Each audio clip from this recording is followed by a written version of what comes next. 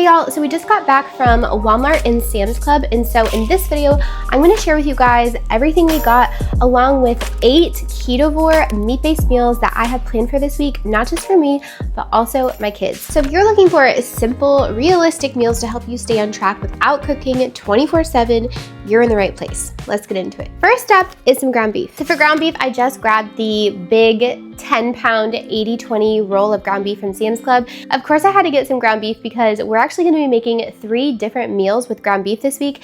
And one of them I'm so excited to try because it's one of those meals that when I'm feeling like I have a cheat meal, I go eat this instead. So looking at my meal plan, the 3 meals for this week with ground beef are gonna be taco bowls, Big Mac bowls, and then jalapeno popper smash burgers. Y'all, so good. So for the taco bowls, I just do some ground beef with salt and pepper, and then I'll also saute some bell pepper and onions, and that's usually my taco bowl with some cheese on top, maybe a little bit of sour cream with lime juice or jalapeno juice mixed in, just for that extra flavor. Delicious.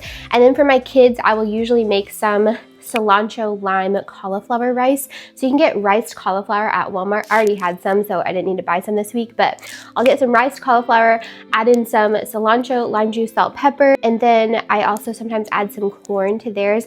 Again, my kids aren't carnivore or ketovore. We just try to focus on serving them whole foods. So for me, I just got the ground beef, bell pepper, onion, cheese, and some sour cream, and then my kids, I'll add that cauliflower rice and some corn to theirs. So taco bowls, definitely a favorite around here. If you're craving some Chipotle, make yourself a taco bowl. Recipe number 2 with our ground beef, y'all have heard me talk about it so much. I'll put the link in the description, but it's Big Mac burger bowls. So that's just some ground beef, some bacon on top, and then a mac sauce. Again, if you would like a detailed recipe, make sure to check the link in the description for that. And then the recipe I'm most excited for with our ground beef for this week is jalapeno popper smash burgers. So to make these, I first made the topping that had cream cheese, sauteed bacon and jalapenos, and shredded Parmesan. Everything else is pretty much like a regular smash burger, except I topped the burger with sliced onions and jalapenos. Then when I flipped the burger, I topped it with that bacon jalapeno cheese mixture and let that get all gooey and delicious. Patrick liked adding sugar-free barbecue sauce on top, but either way, these are a must try. I have previously put just regular jalapeno poppers on top of my smash burgers, so you could do that too, but I just love spice and I love crispy smash burgers, so putting those 2 together for this week. But you know, sometimes you just need a break from ground beef, and that's where chicken comes in for us. So item number 2 for this week is chicken breast. I've got so many different ways I use chicken breast. I personally sometimes prefer chicken breast over ground beef or red meat. I know that's not everybody, but it's just for me. But this week I've got planned some crispy chicken tenders in the air fryer. I do a coating on those. It makes them so delicious. If you would like that recipe, make sure to check the link in the description. And honestly, I've kind of been thinking about doing just an entire video on chicken recipes, so if you would find that helpful, make sure to let me know in the comments down below. Also, wait until you see the sauce we use on those chicken tenders. Delicious. Next up, item number 3, we've got some eggs. So eggs are basically a must buy every single week, but I am not just doing basic eggs. So recently I've been making a spicy burrito scramble with a little secret ingredient. So to make that, I chop up some onions, saute that in butter with some ham, add my eggs in, and then the secret ingredient is 1 can of Rotel tomatoes. So delicious. Add the cheese on there, and then you got this spicy burrito bowl. Keeps you full all day. I brought this dish to a women's event at my church, and I just gotta tell you, I didn't get to bring any home. I was a little sad I didn't have leftovers, but it's delicious. Also, another way I like to meal prep eggs is meal prepping deviled eggs. They're really quick to just have for lunch if you got no time. So I like to just keep a little bit of deviled eggs on hand, but let's talk about the mayo that we use in those eggs. So item number 4 is mayo, and I actually like this one way better than Primal Kitchen. And if you've watched our channel before, you've probably heard me talk about it.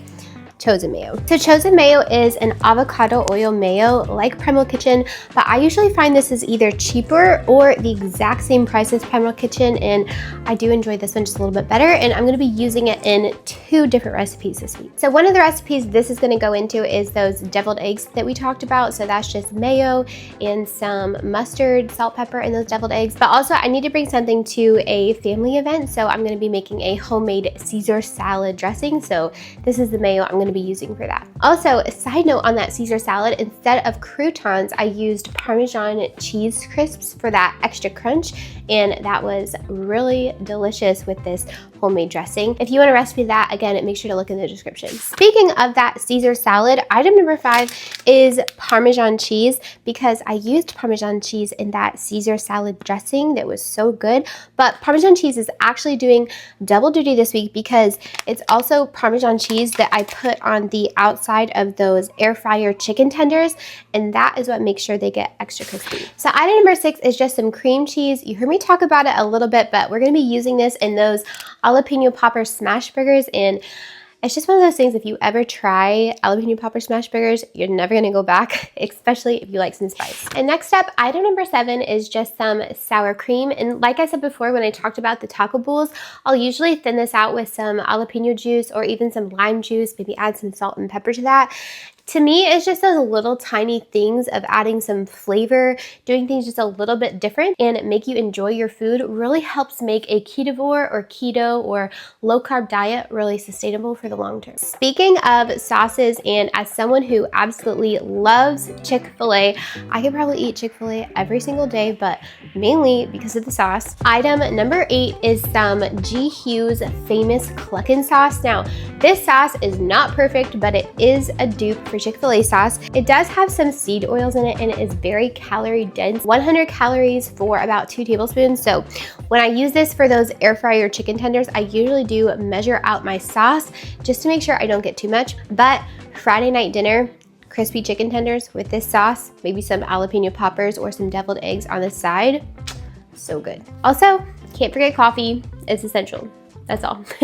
So item number 10 is the Chobani vanilla sugar-free Greek yogurt. I've talked about it in some of our other grocery hauls, but it's definitely become a staple for us.